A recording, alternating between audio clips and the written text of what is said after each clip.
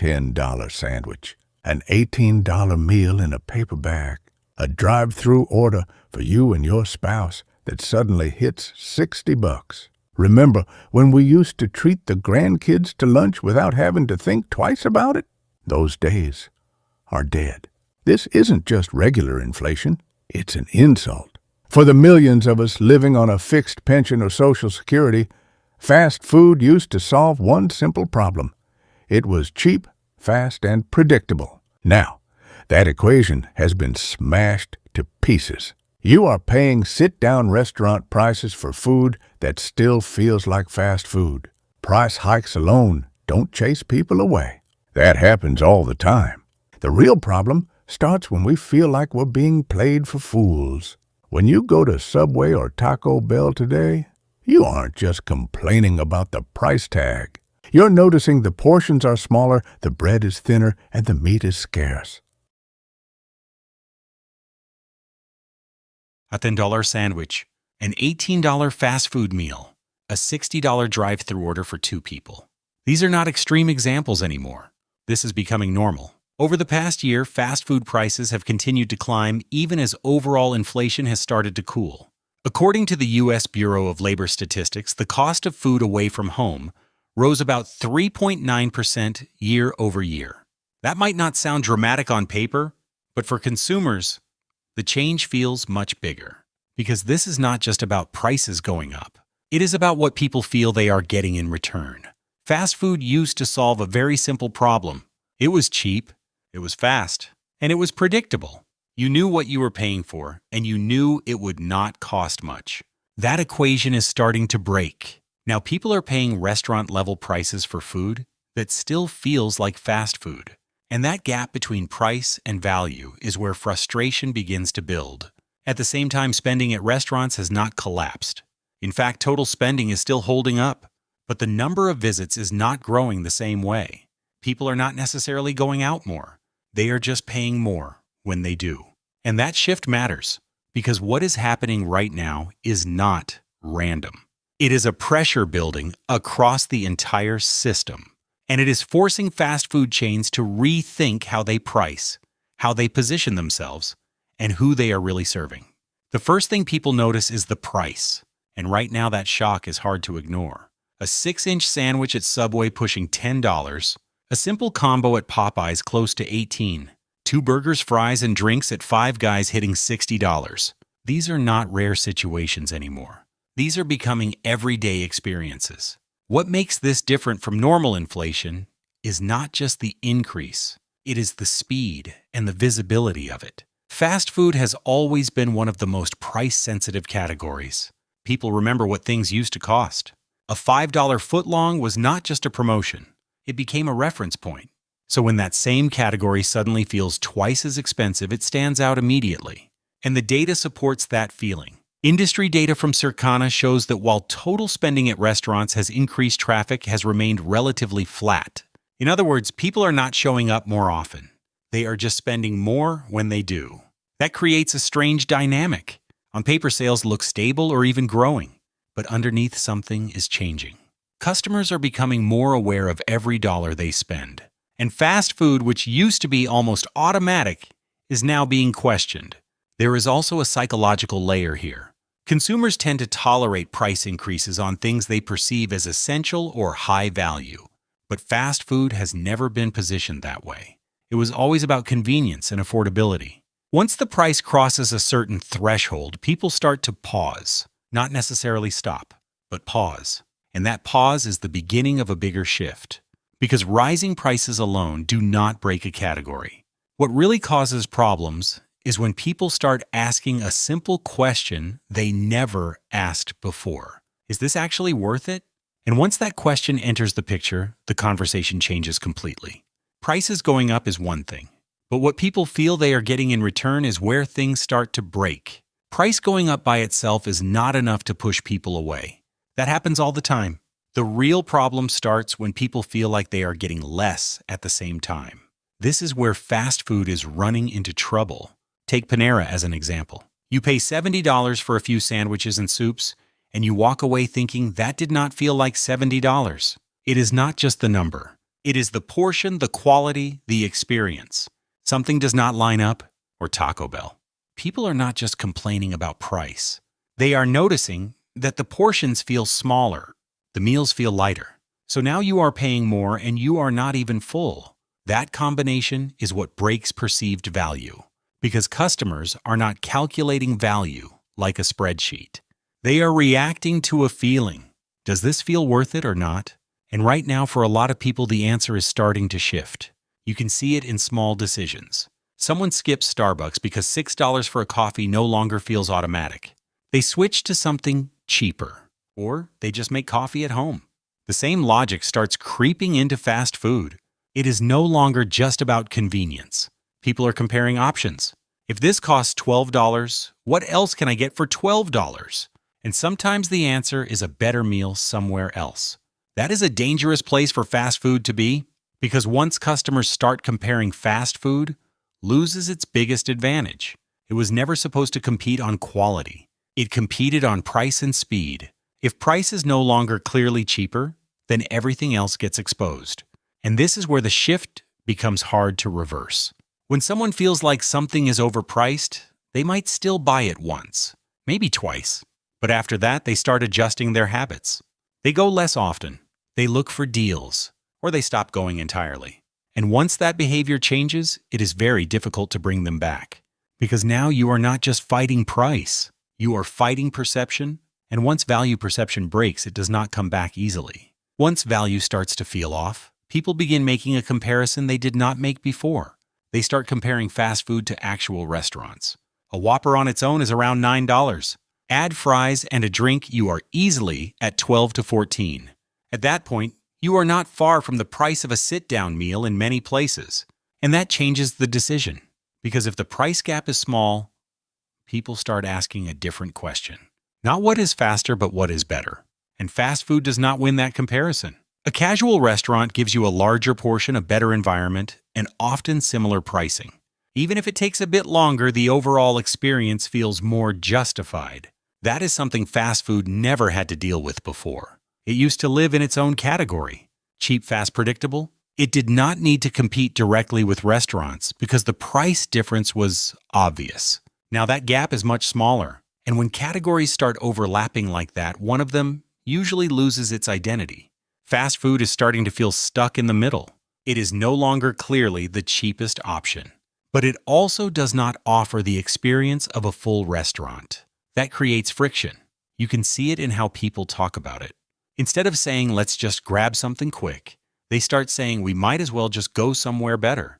That sentence did not exist in the same way a few years ago. At the same time, the overall restaurant industry is still growing in terms of total spending. So this is not about people completely stopping eating out. It is about how they choose where to spend. And when fast food is no longer the obvious answer, it has to compete in a space it was never designed for. Would you still choose fast food if it costs almost the same as a restaurant? Because more and more people are starting to answer that question differently. And that shift is not driven by marketing. It is driven by everyday experience. But pricing and comparison only tell part of the story. Because behind all of this, there is another layer most customers never see. From the customer side, it looks simple. Prices went up too much. But from the business side, it is not that simple. A lot of these chains are dealing with rising costs at almost every level. Start with labor. Wages have gone up across the country, especially in service jobs. Fast food relies heavily on hourly workers, so even small increases in wages scale quickly across thousands of locations.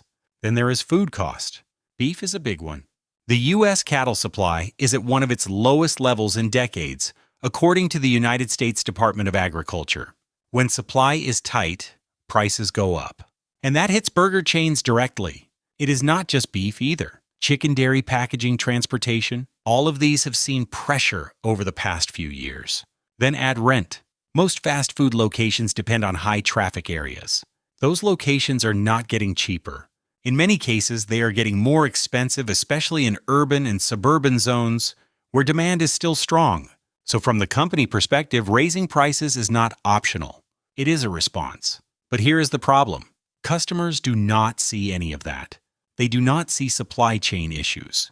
They do not think about cattle cycles or labor costs. They just see the final number on the screen. And if that number feels too high, they walk away. This creates a gap between what businesses need to charge and what customers are willing to pay. And that gap is where things get uncomfortable, because companies are stuck in a position where lowering prices hurts margins, but keeping prices high risks losing traffic. Some data already shows that pressure building. Profit margins for some franchise operators have been tightening even as menu prices increased. Promotions are becoming more aggressive, which also cuts into profitability. So even though it might look like fast food companies are simply charging more, the reality is more constrained. Costs are pushing up from below. Customers are pushing back from above. And there is not much room in between. That tension is forcing companies to make a choice. Do they protect margins or do they protect traffic? Because doing both at the same time is getting harder. And the way the industry is starting to respond tells you a lot about where things are heading next. With costs going up and customers starting to hesitate, fast food chains are being pushed into a position they have been in before. They have to prove they are affordable again. You can already see this shift happening. McDonald's, the biggest player in the industry, has been leaning heavily into value. The $5 meal deals that started earlier are being extended. New lower-priced menu options are being introduced. Some items are being pushed at $3 or less. That is not random. That is a response to pressure. Because when traffic starts to slow, the fastest way to bring people back is not branding or advertising. It is price. But this creates another problem.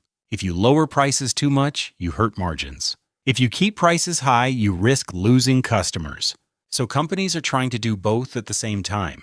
They raise prices on some items while promoting discounts on others. They simplify menus, bundle items, and push limited time deals. From the outside, it looks like more options. But underneath it is a balancing act. And it tells you something important. The industry knows that value perception has weakened.